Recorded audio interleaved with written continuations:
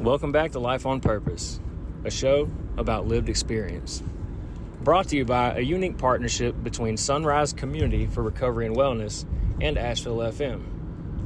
Sunrise is a nonprofit staffed entirely by certified peer support specialists who utilize their lived experience to provide authentic peer support, resource navigation, and education to individuals struggling with trauma that often leads to substance use and mental health issues. You can find out more at www.sunriseinasheville.org. Also, keep in mind that the views and opinions expressed on the show do not directly reflect Sunrise Community as an organization.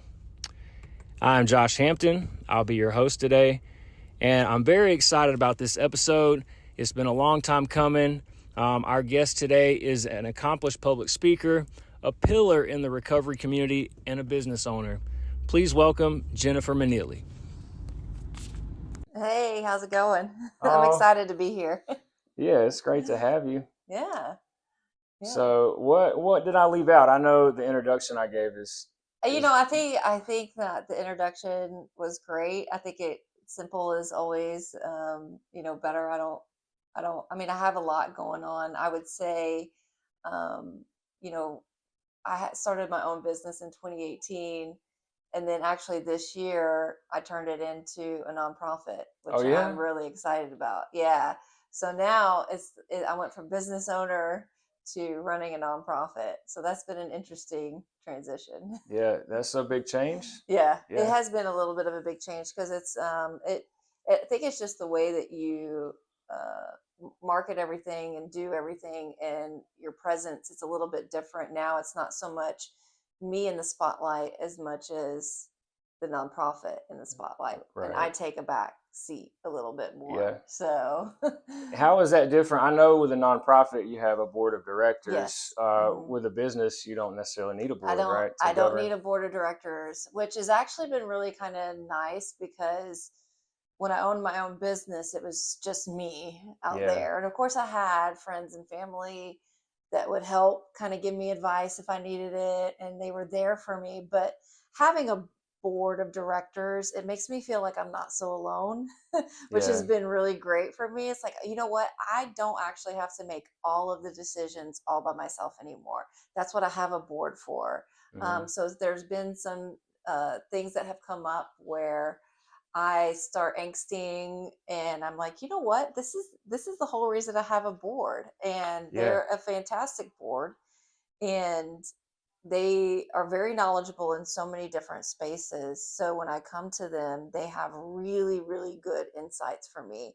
And so to me, I think that's been the biggest change in such a great way, is that I don't have to be by myself anymore trying to figure out how to do everything. It sounds like that's a huge weight off. It is a huge weight in some ways. And then in other ways, it's like there's more angst because I'm interested in just getting it out even more into the community. And nonprofits, especially this year, just have really struggled with all the cutbacks and all the financial things that are going on. It's been a little bit harder, which to me, I almost think it's a little bit of a blessing that I started from the ground this year, and it is not reliant on things like grants and donations that have dried up. Now I have to kind of start fresh with some different ideas, and I'm not as reliant on those things as other people are. But it has been an interesting time to try to start a nonprofit this year. Yeah, I can imagine. So, what's the name of your nonprofit? It's called The Recovering Family. The Recovering Family. Mm-hmm. Yeah, and so what we do is we work with families that have loved ones with misuse, with substances, and it's just been it's what I did as a business owner.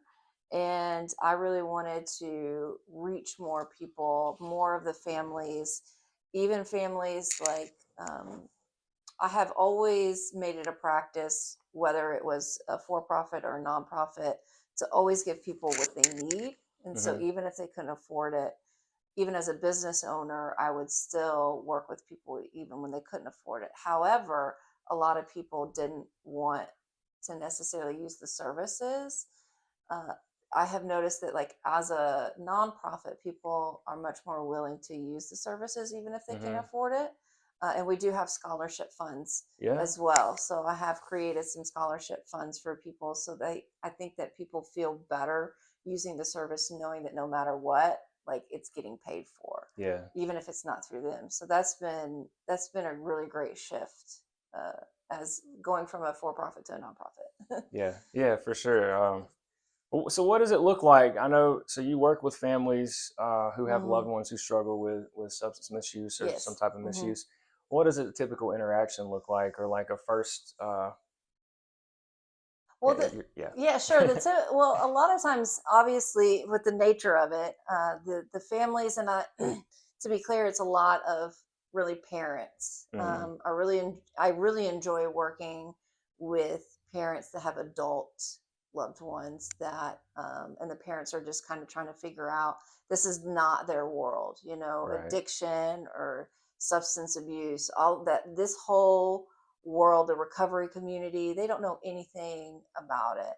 And so it looks a lot like, we spend a lot of time educating. And I think the very first interaction is really just them getting a chance to tell someone who understands what's going on and not feel judged, not feel like they're in, you know, the wrong spaces, like they actually are feeling a little bit more relieved, like there is someone that understands what they're going through. And they just get a chance to kind of talk about what's been happening and get some guidance along the way, right? And I think for them, that's a very relieving piece of things. And Mm-hmm. I also think it's could be also very scary. Um, by the end of the call, I think there's the end of their first interaction, I should say, is there's a little bit of a relief and a little bit of fear, because I am not in the business or practice of hiding what it is that they're up against. I'm very Mm-hmm. transparent in what they're up against. I'm not going to try to sugarcoat things. I want to be as diligent as possible in terms of feeling like they're going to get the help that they need. Yeah. But at the same time, I want to make sure that they have clear expectations and that they Mm-hmm. understand that, um, things, I think that sometimes they just want things to automatically get better once they get help. And I'm like, that's Yeah. not quite how that works, which is unfortunate for me. Sometimes I have to tell people that, but it's not my rules. I'm not Yeah. making up the rules here. That it's not just like a one and done like treatment, and then that's all you have to do. Correct. Yeah. Correct. So, we're facing this. If a family member or parent has gotten to the point where they're talking to me, Mm-hmm. it means that there is obviously a, a, a big issue going on, right? This is not going Yeah. to just go away. Things don't happen overnight. Right. Yeah, And for I, sure. I think a lot of times, um, the parents that I talk to, they really would love it if I could give them the silver bullet that Mm-hmm. would just fix all of their problems overnight. And unfortunately, that is out of my wheelhouse Yeah. and things that I can possibly do. Yeah. Just like with treatment, though, right? It's not you just go into treatment and then all of a sudden everything magically gets better. It's like, well, Right. that's just the starting Mm-hmm. point. That's just to help, to stop the drugs. And then we have to figure out what we're doing next Yeah. forever, Yeah. I which feel is like, daunting. yeah. For me, I feel like treatment was just, it was long enough for me to get my head cleared, and then I could figure out like how Yeah. to continue that process. Yeah, it's the same for me because I've been in, treatment a couple of times. And for me, I just got enough, what I call space away from the drugs, so my brain didn't feel so hijacked anymore, Mm-hmm. so that I felt like I had a choice again.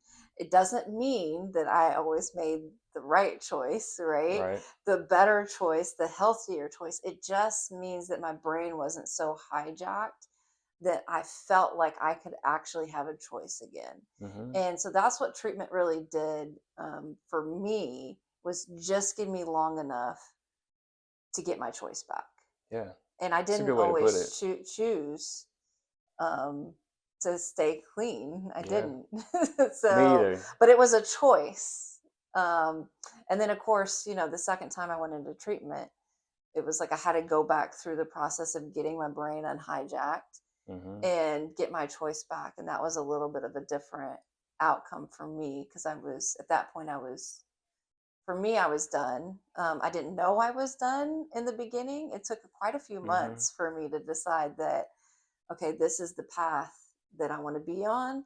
And then it's taken me every day since then to continue to make that ongoing choice. Yeah. So it wasn't just like, okay, one day I choose that this is the path I'm going down and now I'm done with that choice. Yeah. It's been wake up, do things that I need to do every day Mm-hmm. and to continue to make that choice.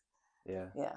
So It's definitely a process it's a for sure. process. It's a Ongoing process. It's an process. Yeah. ongoing process, and it's been such a rewarding. It hasn't always been easy, but it's been a very rewarding and something that I would never take back. Like I have zero regrets in terms of the ongoing healthy choices that I've made Mm-hmm. in my life. It's a beautiful thing It is a to beautiful be thing. able to not have your mind hijacked and to be able to make better choices Yeah. or have the option to make those better choices. Yes. Yeah, Yes.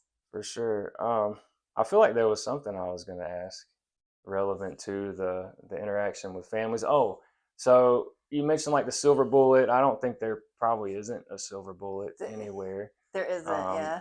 is that's pretty hard though for families? Like, do you ever have people that feel like, or have you had someone like they felt like, oh well, if you can't get that, I'm gonna find it somewhere else? Or I, do they take it? They're pretty receptive to like, okay, this is how it is. I think so. I think this is like very multi-layered. I think different people have different reactions and different responses to what I tell them, and I think that a lot of times when people do come to me, this is some of this is my assumptions. Some of this is just I've actually like gone back and talked to people, and they've kind of told me what's been going on because sometimes they come back around later if they're Mm-hmm. not ready to talk to me, you know, yet or now. Um, but a lot of times I think that after our initial call, or even when we start getting into the work a little bit, they realize there's so much that they have to uncover for themselves and so Mm-hmm. much of things that they have to work on for themselves, even if it's not about the substances for them, right? And a lot of times I am talking mostly to parents that don't have any sort of understanding of what it means to, you know, be hijacked Mm-hmm. or, you know, be on drugs. They don't have any concept of that. But um, they start realizing that they have a lot of work for themselves to do, even though it's different work. It's Mm-hmm. not around substances. And it's a very similar work, though. What I'll say is it's a very similar work to some of the things that like we have to do in Mm-hmm. terms of figuring out how to wake up in the morning and make good choices for ourselves, how to be healthy, how to keep ourselves mentally healthy. Because um, and I'll talk a little bit about mental health as it relates to the families, is a lot of times, you know, mental health doesn't always just start with um, you know, a brain chemistry problem. It's just like a physical health. If you sit on the couch all the time, you could be healthy, and then at the Mm-hmm. moment that you stop making good decisions, and the moment that you stop taking care of yourself, you stop bathing, you sit on the couch, you eat a bunch of junk food, that healthiness can go into unhealthiness, Mm-hmm. right? You can become unhealthy even if at one time you were healthy. It's the same with mental health, where it's like if you're making good decisions and then all of a sudden you have a lot of stress in your life, you're not taking care of yourself, the mental health part of things can go down a little bit. And so for families, I think that's a really hard thing for them to get a handle on, is Mm-hmm. their own mental health in this, because there is still unfortunately such a stigma when someone says I'm not mentally healthy, Yeah. right? There's still a stigma around that, Mm-hmm. instead of just looking at it like, okay, I'm not mentally healthy, how do I look? What do I need to do to start becoming more mentally healthy? How do I need to Right. start looking at the world? And I think that starts to get to be problematic when I'm talking to the parents, because they don't like to think of themselves in that way, and they don't like to look at some of the things that they're like, no, no, no. The problem is not with me. The problem is with my loved one, Right. right? Why should I do all of this work Oh yeah. when it's them that has the problem? And it's like, well, unfortunately, we're human, and unfortunately, we have a lot of high stress situations. So just because their problems may be a little bit different, it doesn't mean that as a human being, there aren't still some challenges Yeah. to face. And I think that's a really hard one for people to take in a little bit. Yeah. So, and I want to share, like, so I put my family through a lot. And I was just thinking, like, I think at some point my dad may have been codependent. It may have been like a codependent situation where, like, he wasn't using, but my dependence on him, like, he was dependent on my dependence on him. And as much as, like, I know he didn't like seeing me struggle, like, I do feel like it was like a vicious cycle there, and with my older brother when he was alive as well. Like, yeah. It does get to be a really vicious cycle. And within that, there can start becoming not, it's not around substances, but there can be a little bit of like an addiction to the helping, the addiction to feeling like, oh, I have to I have to help this person. I'm helping, I'm helping, I'm helping. And it's not even an addiction as much as every parent just wants the best for their kid. They don't want to watch their kid struggle, right? And so they're going to do anything and everything to try to help their kid not struggle. And that can also lead into some challenges when it comes to dealing with boundaries, and that whole idea of what you just said with the codependency, right? Nobody one likes to think of themselves as codependent. Like if you ask someone, they're gonna be like, no, I'm not codependent, I'm just helping, right? And because that's what every parent wants. And so like for me and my work at the deeper levels, when someone is actually really able to get to the deep levels of understanding the difference between codependency and helping, the other challenge that I face is having to work through the emotional turmoil of what help can look like when you're dealing with someone that has substance misuse. Because it's often, no parent ever wants to turn their back on their kid. No parent ever wants to do that, right? But it is, how do we start allowing natural consequences to take place so that their loved one, that the only thing, their best decision is now to change their life and get the help that they need, right? Because if we keep making it too easy for them, there is no incentive for them to get better.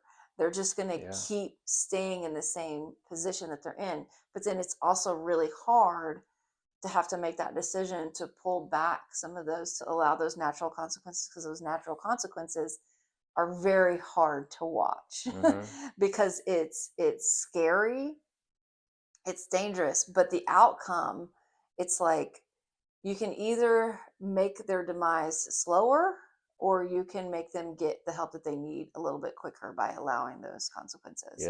Right. And so, but either way, the outcome, you have one way that leads to potentially getting into recovery and get the help that they need, or it's a much more slower, painful, until they can't go anymore, which sometimes, unfortunately, as you well know, that sometimes leads into people not living anymore. And that's a really hard thing to face. And that's something that no parent ever wants to face. But this is what we're up against. So to me, I take this very seriously, because to me, it is life or death. Right? We are in life and death. There's a lot of jobs that I've done in the past that are not so serious. I used to work at, I was a manager at Waffle House. And, I would always remind myself in the very high stress times in Waffle House, I'm like, at the end of the day, this is eggs and bacon. This is, it doesn't matter. We would yell at each other. We would get in each other's nerves. But at the end of the day, it's not life or death. This is eggs and bacon. This situation is a little bit more serious for me. This really is about life and death. It is So, about life and death, and the thing that I think is the hardest thing for parents is that they have no say in it. They have no say in it. We don't get to decide what happens to another person within the choices. We all have to live Yeah. and die by our own choices. And I mean that in we all have to live and die by our own choices that we're making. Yeah. And so hopefully those people, and that's a really hard thing for parents to accept. Yeah. This is a hard living in this world, the recovery community. It can be very challenging, but recovery it's so magical It when is. people get there. I mean, I'm sure you can talk about your own magic and what Yeah. you got even It is now, a what you have going on magical currently. thing. Yeah. Yeah. Yeah. It's amazing. Like in a short amount of time, like how far an individual is able to go. Like Mm-hmm. when you take the drugs out of the equation, and for me, like working on myself, putting the drugs aside and just doing things to better myself and like, Mm-hmm. find out I still don't really know what I want out of Sure. life exactly. But yeah, it's crazy. And I'm not unique in that. Yeah. Um if it's possible for me, this guy, anybody can Yeah. do it. Yeah. For sure. And that's what I say too. But it's like, I think even though we don't always come in, I think coming in, we are just trying to figure out how to live life. Hmm. We're trying to figure out how to wake up every day and do normal things, Yeah. go to the grocery store. We have to buy groceries, cook dinners for Hmm. ourselves, and It's a lot. take a shower every day, right? Brush our teeth. And we're just learning the basics and the fundamentals. And then all of a sudden we get some of those fundamentals back. Hmm. And now it's like, now what am I supposed to do with my life? And the greatest thing about that is understanding that there are options now. Yeah. We have options. It's Hmm. like the even just asking the question, even though it's a really angsty question in terms of going, oh my gosh, like what am I doing with my life? What am I the fact that we get to ask that question at some point in our recovery is the magic, right? It Yeah. is the amazing thing of going, I have options today. Yeah. I get to figure it out, and I Yeah. think that's an amazing place to be, is to say, I get to figure it out today, because there's a lot of people out there that don't have that option. Yeah. They don't, either they're not with us and we'll never have that chance. Or like Hmm. when I was using and living that chaotic fast life, I didn't feel like I had any options, especially with Correct. an extensive criminal history. Right. Um, yeah, I didn't feel like I had any options. Sell dope, gang bang, and get high. Yeah. And like that was gonna eventually kill me Yeah. or send me back to prison. Um, and I think eventually it was the threat of long term incarceration that gave me a really good wake up call. Yeah. I didn't want to go back for the fourth time. But it took those real world consequences, like you were talking about, that were, I mentioned my dad earlier. Like for me, I could see like earlier on, if I had been allowed to feel some of those real world consequences instead of being bailed out of jail, or here's you another lawyer. Or, not that those things aren't great and you shouldn't help your family if you're able, Yeah. but I never really felt the consequence. And when I finally did start to feel it, um, you know, It's things change, right? yeah, yeah, Yeah, and that's the one of the things that I really work a lot of times with, like, those parents, is understanding that, first of all, jail is not always the end of the world. Like, yeah, this is sometimes one of the best things for them. So sometimes it's like allowing them to go to jail and not bail them out. mm-hmm, Or because a lot of times they just get so worried about the whole jail aspect of things. And I'm like, that's not the worst place for them sometimes. At least they're yeah, in a safe environment, a lot safer yeah, than for they them, were, where they kind of get a chance to get their brain back a little bit. mm-hmm, It's unfortunate when they do something so horrific that they have to go in there for a really long time, but you can't really control that either. yeah, But bailing them out for the little things, it can start becoming problematic because they get the idea that they can do whatever they want and mom and dad are going to be there to bail them out. Mm-hmm. And what I kind of do back onto the helping piece of things is, have parents really understand that we can help them. We never want to turn our backs on them. But if we're trying something, we want to try it. And then if it doesn't lead to the outcomes that you want it to lead to, we just need to do something different. Right. So Yeah. it's like, okay, we tried bailing them out. That Mm-hmm. didn't work. So let's try something different. Maybe let them sit this Right, time. right. Yeah. Okay, so they're home, like maybe they do something, they get kicked out of, this is a very common one. They do something, they get kicked out of sober living, Yeah. and then they're faced with not having anywhere to go, and it's like, okay, well, should I get them, a hotel room until they can figure out where they're going to go next? And I'm like, well, I mean, That's tough. we can try it, right? Mm-hmm. So it's like, okay, if this is their first time, it's like, okay, I mean, let's try it. If this is something you really don't want them to live, on the streets, or you just Yeah. want to know where they are, I can say that it can be problematic, because you could just be getting them a place to stay so that they can continue to use. Right. Maybe they really mean it, like, oh my gosh, they're done and they want to go back into sober living, or whatever. And like, let's just try it. And if it doesn't work, then let's have a different plan next time. Right. And because we can't keep doing that. We can't keep doing the same things over and over and over again and expecting different results, just like with recovery. Right. We can't keep doing our actions. We can't keep doing and expecting different results. The same applies to parents, where it's like, let's try to help, and we'll see what the consequences are. And if they have figured out that they want to move forward and not do that again, great. But if they keep doing it, it's up to you to do something different, right? So yeah. Real quick, we're about halfway through the show here. So if you just tuned in, this is Life on Purpose. I'm your host, Josh Hampton, and we have with us today Jenn Maneely. We have been talking about the Recovering Family, which is a nonprofit now, located in Asheville, North Carolina. Yeah. Well, it's virtual, but virtual. Yes. Home based though. It's a home base. Home base is Asheville. Yeah. Yeah. Have you grew up here? You're like from Asheville? No, I'm actually from Texas. Really? Oh, I feel like you've told me that before. Yeah. So I grew up a lot in Texas, and I actually grew up a lot in Charlotte, North Carolina too. Okay. But then after high school is my parents moved out to Lake Lure, which is in the area, and then I didn't move with them, so they've been living here for 20 some odd years or something, probably longer than that, 2000.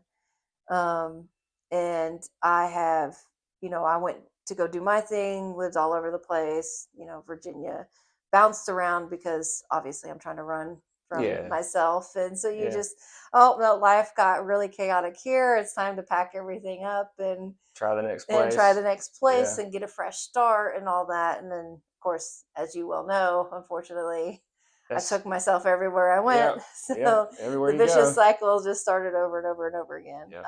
And then I actually got clean in Virginia, and then moved here in the area in 2008. Okay. So I've been here since 2008. Wow, you've been here, let's see, 11 years longer than me? Yeah. Okay. Yeah. So this became home, though. The recovery community that I built here, because I've been in this recovery community for a long time now. I have friendships going on for, since 2008, which is a long time. Right. I've never been anywhere where I had any sort of friends like that. It's crazy, connections. Right? And I look back, I was like, man, I've known that person for 15 years. And I'm like, man, I had, my parents are the only ones, my family's the only one that I can say that I've known that long before that. So it's living here and being here has been a really great place. It's the first time I've ever felt like I had roots, and I even tried to move away one time for the job and thought it was going to be easier because I was so used to moving around and bouncing around. And man, I made it a month and a half before I had like a complete breakdown. Really? It was like, I had to come right back. Missing Asheville that Missing bad? Asheville, missing the People? recovery feeling, because it was like for the first time, I think I really felt connected to Mm-hmm. people. My whole life, I don't think I ever felt really connected with people. Um, and so when I really made those solid connections, I didn't even know what that meant until I didn't have it again and realized I couldn't live without it anymore. Yeah. So They say connection is the opposite of addiction. exactly. I wanna quote the original um, source there, but I don't know Yeah, I who could, said that. I hear that a lot. I heard there was a TED talk that talked a lot about that. I don't know if that Mm-hmm. was the original one, but there was a TED talk that talked a lot Yeah. about connection as it relates to addiction. Yeah. And it was, I can't even remember the name. I'm not going to pretend like I can Yeah. remember that. I just remember watching it though and being like, yeah, that makes a lot of Yeah. sense. It makes a Yeah. lot of sense to what my experiences Mm-hmm. have been since I've been in recovery, and why I feel like I have done well in recovery. Not that all of my decisions in recovery have been Yeah. stellar, but the fact is that I've been clean for some time. I have, 18 years clean, and Wow. it's Congratulations. thank you, and it's largely due to the fact that I have these connections in my life. Mm-hmm. So it's been an amazing journey. So I know you're pretty active with a couple organizations here in this Hmm. area. One of which is the Western North Carolina chapter of the National Speakers Association. Yes, How did yes, I you? love that. That's actually how I Yeah, found yeah. NSA Hmm. was through Jen here. Yeah. Yeah, and well, I really have enjoyed, especially being like a business owner.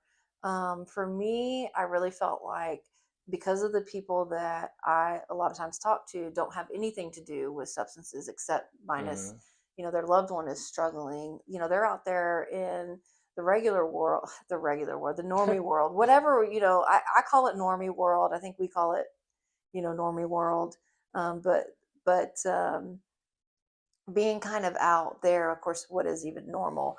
Yeah. um Who knows? who Is knows? that a But thing? it's just a little term to try to explain it. But that's kind of like where they were hanging out, so I would get involved in all of these other like networking groups that didn't have anything to do with substances, Mm-hmm. so which was a challenge all in of itself.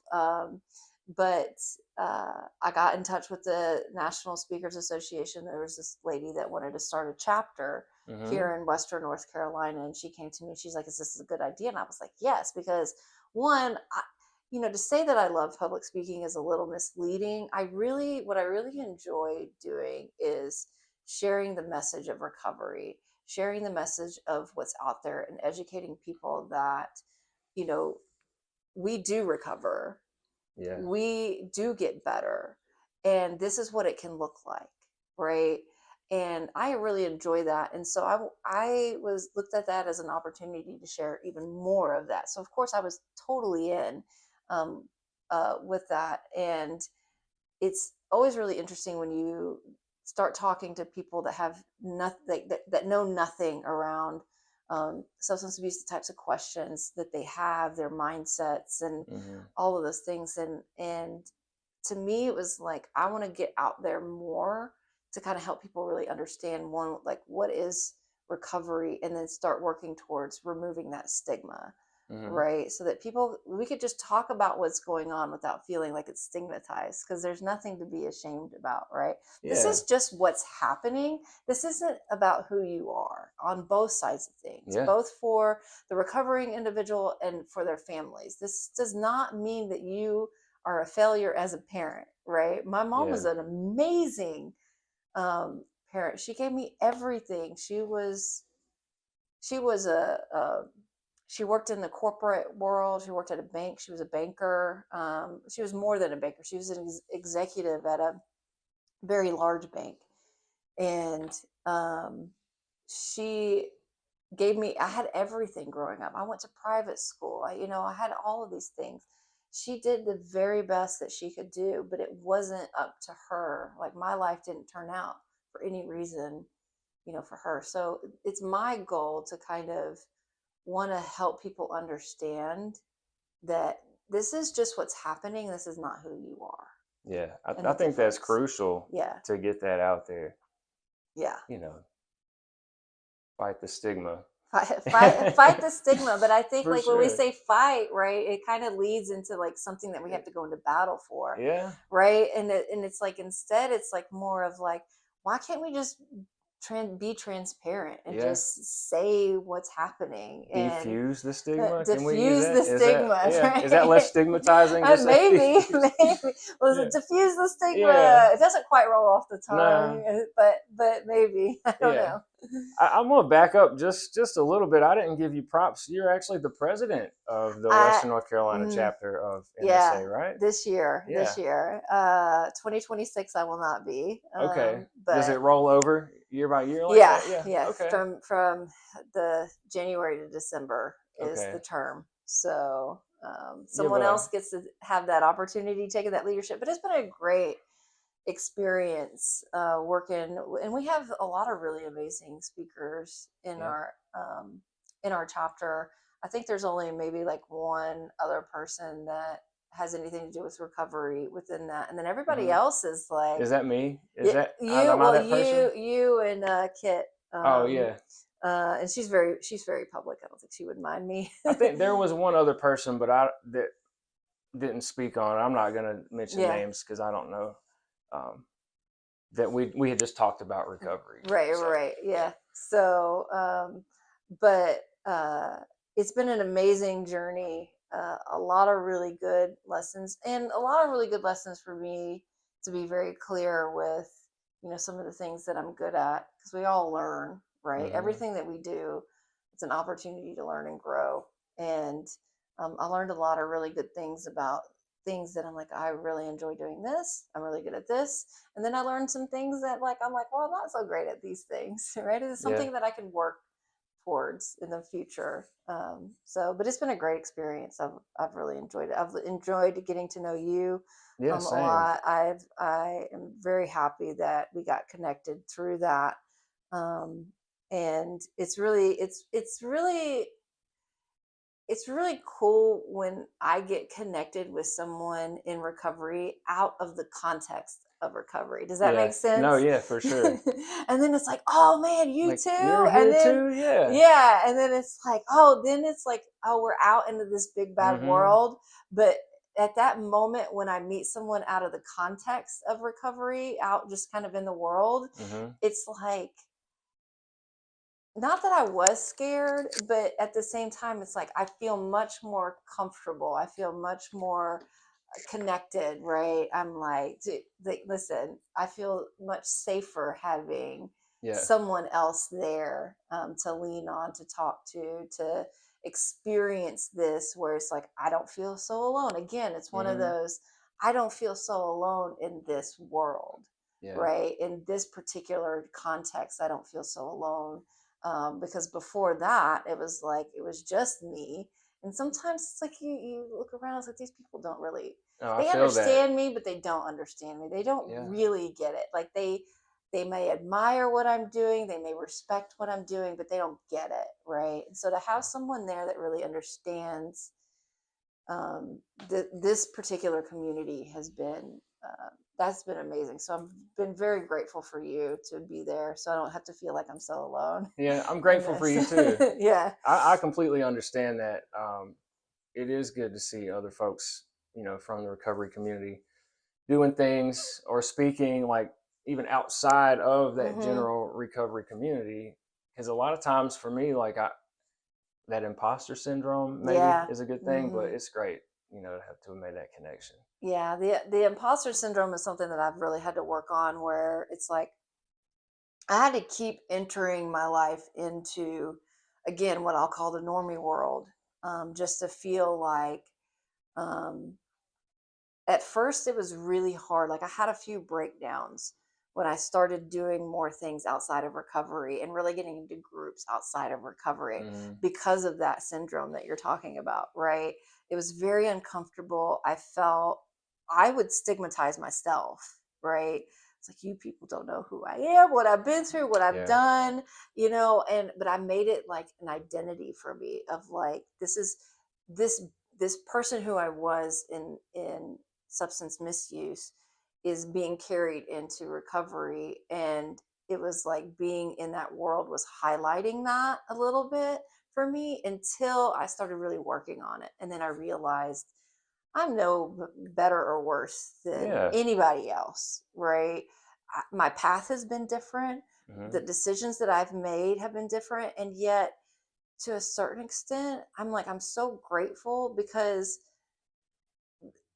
I have the recovery community and because I have like people like you to talk to and work through some things with. I feel like I'm better able to handle a lot of things because the decisions that we make, we've had to learn how to adapt, and we get better at handling things. And I look around and I'm like, what's bothering you guys is like a 1 on my radar. Yeah. For like a lot of normal people, it's like an 8 or a 9, and I'm like, this really isn't that serious, Yeah. right? Just because I do think that getting into recovery, I almost feel like to a certain extent we can handle life a lot better. You always hear, I hear people very often share at recovery meetings that the problems, I'm grateful that the problems I have today are not the same type of problems Right. I had when I was using.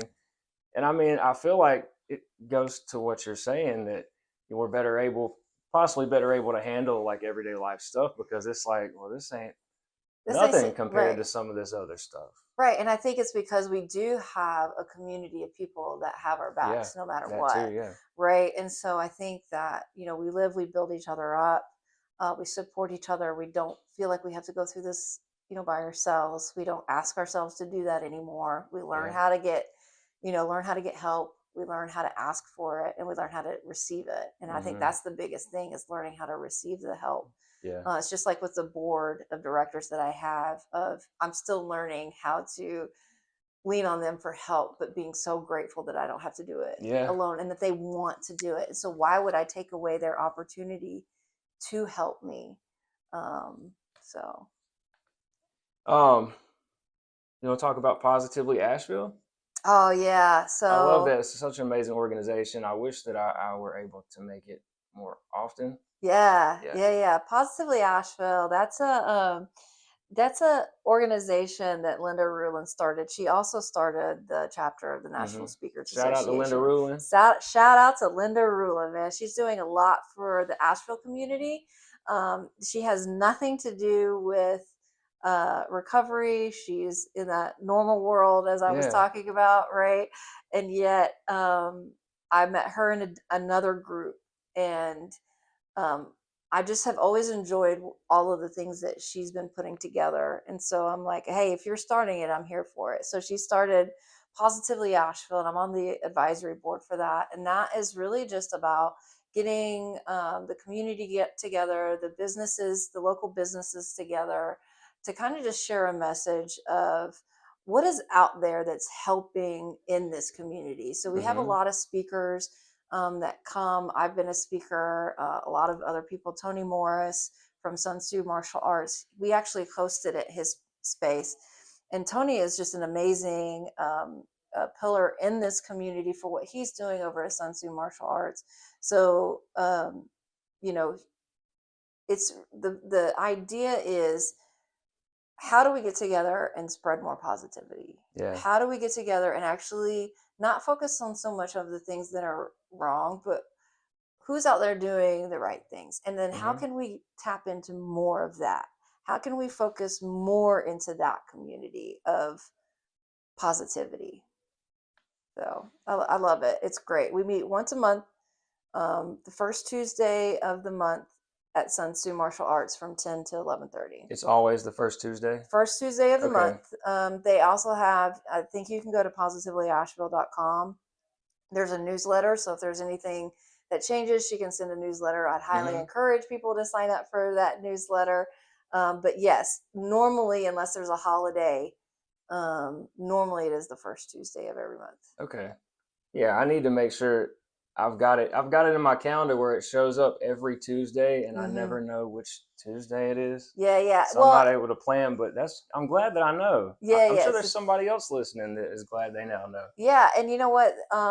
Through those kinds of things, we just recently did a panel discussion where I brought in some professionals from this. Yeah, I remember. Yeah, yeah, yeah. You remember, I was right? there. Because Yeah. you were there. You were Thank you on. for Yeah, inviting me you to were do on that. the panel. But we getting a chance to do things like that where we can help educate the rest of the community about what does this look like.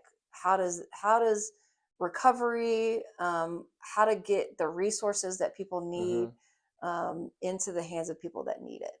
And there were a Right. lot of good questions that day Mm-hmm. from folks, in the community that did not have any lived experience or Correct. maybe didn't have any loved ones, that Yeah. they had that lived experience They're with. just So curious. Yeah. yeah, but that's good. I'm glad to see folks, come and ask questions and be receptive Mm-hmm. to hear from folks that have lived experience and work in the field. Yeah. Does a lot to defuse that stigma. That's right. Diffuse the Yeah, stigma. I'm gonna use that now. Yeah. We're gonna Uh, make t-shirts. yeah, that'd be perfect for a t-shirt. Let's see. So we're getting close. We got a little bit of time left, about 5 or 6 minutes. But I wanted to ask before we get all the way to the end. I know I see you active on social media, Mm-hmm. LinkedIn, and I didn't know if this is a time if you want to plug any of your socials. Yeah, yeah. You can always, I like, I'm most active, ironically, on Facebook, and I think it's because just the way that I do things, I like to make connections, and so people can always look me up and um, ask to just be my friend on Hmm. Facebook. Jenn Yeah, Maneely, Jen, just one N, Maneely, and unfortunately though, if we don't have any common mutual friends, a lot of times I don't actually accept the invitation, so that's one yeah, thing. But if someone shoots me a message, I do read those, and they're like, hey, yeah, I heard you. So if anyone's out there and they're like, hey, I want to be friends with this person, we don't have any mutual friends, shoot me a message and just say, hey, I heard you on this podcast, yeah. and I'll happy to accept it. But I really like posting like what's going on in my life, both for professional and just stupid little things, right? Hmm. There's a good balance. I think a lot of people have said that they really enjoy how I post on Facebook and what I do on Facebook. um, and then yes, the same thing with LinkedIn. Jenn Maneely. I do have a Instagram, which I'm barely on, but I do have an Instagram. It's Recovery Jen Jen, at Recovery Jen Jen, and the same with TikTok. Yes, I'm on TikTok because everybody's gonna Hey, be on I was TikTok. gonna ask if you were on TikTok. Yeah, yeah, I am on TikTok, at Recovery Jen Jen as well. Okay. One in for the Jen. Do you Yeah. have, so if somebody finds you on Facebook, do you have these things in your bio? Like I know Instagram probably you could find pretty easily from your Facebook since it's all meta. But Yeah, I think all of this stuff. I do have the Recovering Family has a Facebook page as well. okay. So that's another thing. We have some strong followers on that one too. So the Recovering Family does have a Facebook page that has all of the information, but you can also you can go to the website, therecoveringfamily.org. Thank you so much, Jen. Yeah. Very grateful that you were able to come and we could finally get this recorded. Yeah, me too. Um, Me too. It was a while. We've been talking about this for quite a few yeah, months, so I'm glad it finally worked out. yeah, for So, sure. Well, everybody, we'll see you. Well, probably won't see you, but you'll hear us next time.